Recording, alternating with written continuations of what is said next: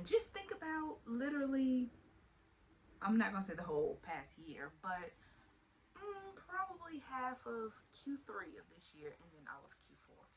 And just lessons I've learned for my business. And I think they're worth sharing. And I have 5 little small lessons I jotted down that I wanted to share.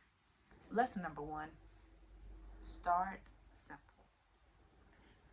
In an age of so many tools and resources being available for us small business owners, it's very, very easy to get caught up in like, okay, I have to have, say, I have to have this paid subscription to Canva, or I have to have all these social media accounts, right? Or you have to get the latest tool and or product or whatever it may be for your business. But you could literally just be starting your business, and I promise you, no, you don't need it all. The simplest things work the best, especially when you are literally just starting out. Like, you don't need everything. You'd be overwhelmed by it, honestly.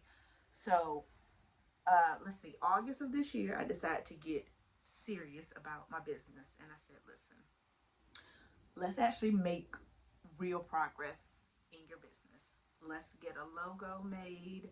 Let us make inventory. Like, you need to start social. Just things I knew I needed to do to actually just move forward in my business so I could help set myself up for 2025 and stop being stuck.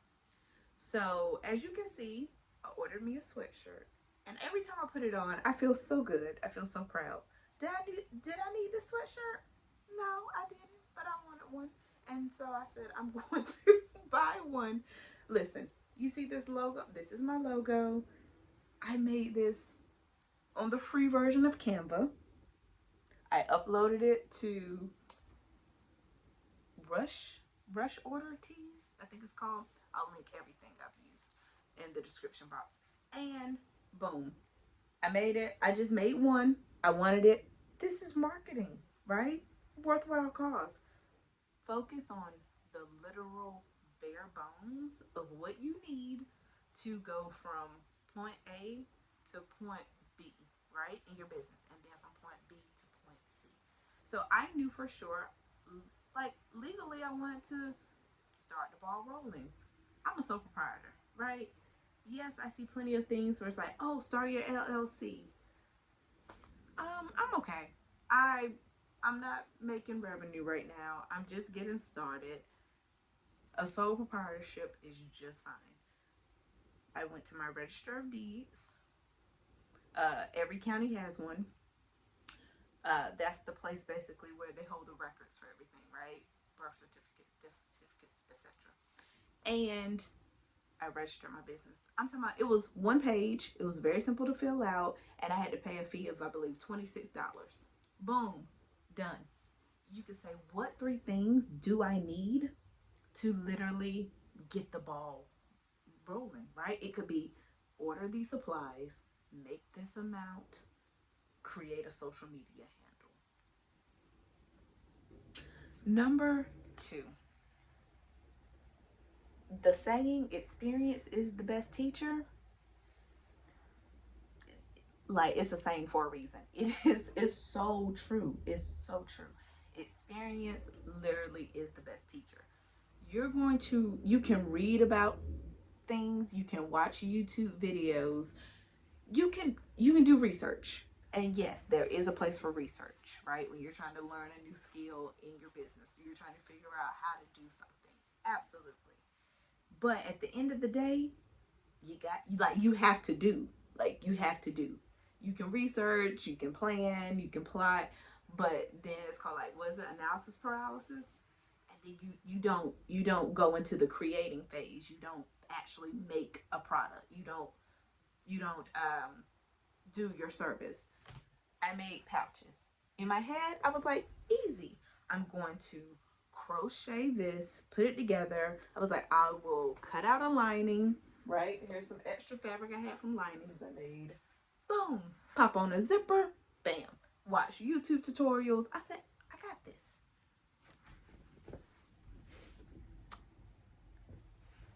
these pouches were not as easy as I thought. And you know what?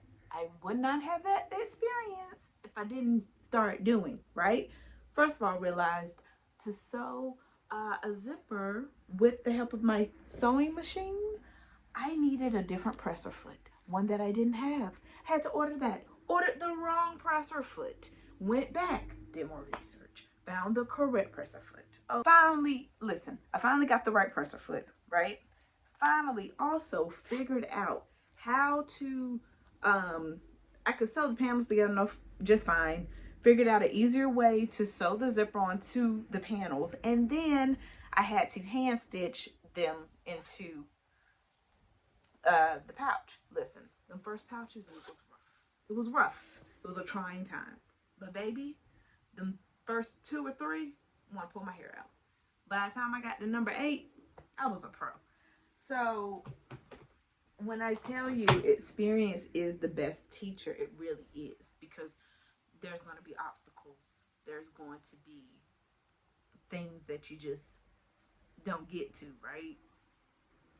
But you won't know that, and you won't get through it, which will help set you up to problem solve future problems in your business, unless you do the thing. So truly, experience is the best teacher. Lesson number 3, invest in tools that make your life easier. And this doesn't just go for your business. To be honest, this is in life, right? If you can buy a service or a product that gives you back time, it's worth every penny. It is worth every penny. So think about buying back your time, right?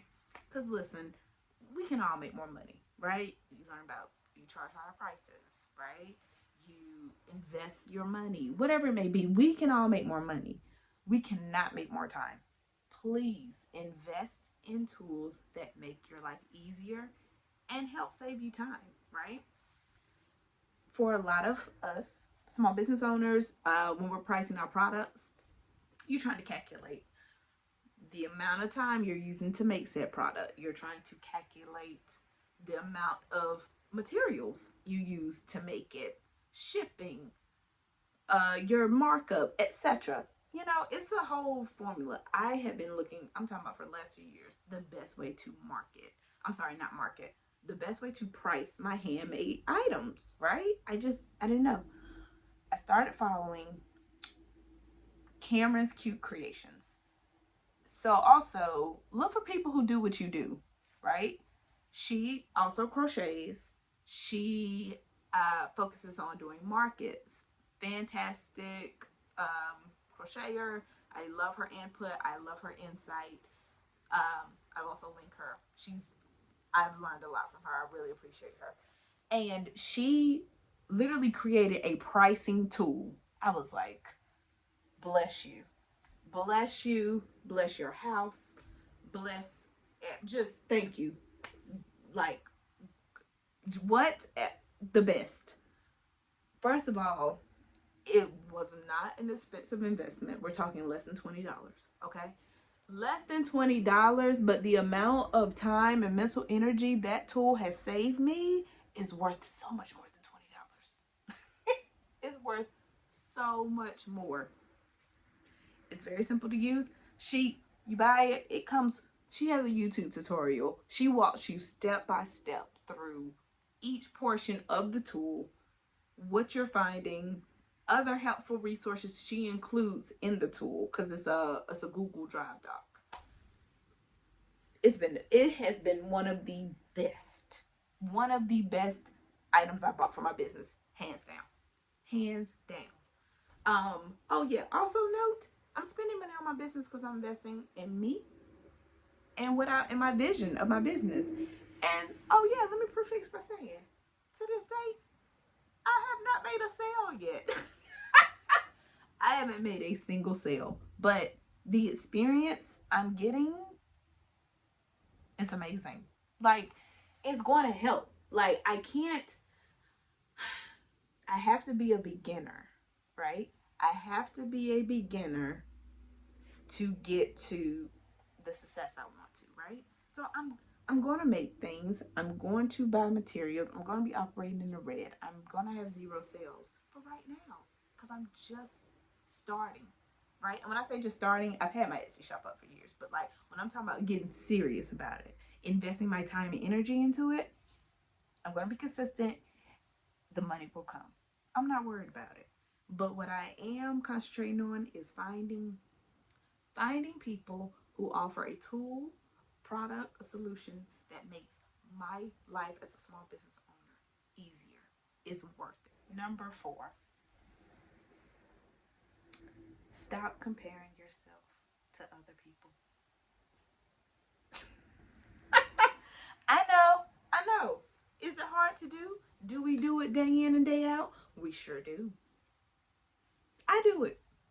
You do it too. Everybody does it. Guess where they started? 0. You know how many times I have to remind myself of that? I have to remind myself that literally everyone was a beginner. Everyone started from scratch. The people who have built these brands and they're very well known now, like people I love, TL Yarn Crafts, Tony. She has amazing tutorials. Love her YouTube, her Pinterest. I follow her. Yarn Theory. Love her. Cameron's Cute Creations. MJ's Off the Hook Designs. I'm sure there's more I'm not even thinking of. Those were just the few I could name off the top of my head. You go to their profile, baby, it's because they're established. They've been in the game. They've had years that they've been working on their brand, their business. And that's what you see. You see the years of experience. But when you're starting off, that it can make you feel a little type of way. You can be like, oh, I'm not giving this. And you're not. We're at chapter 1. They're at chapter 100. But remember this. You can't get to your chapter 100 if you don't start at chapter 1, right? So be the beginner. Be the beginner. I saw a quote on Twitter. It said, embarrassment is the cost of entry. If you're not willing to look like a foolish beginner, you cannot become a graceful master.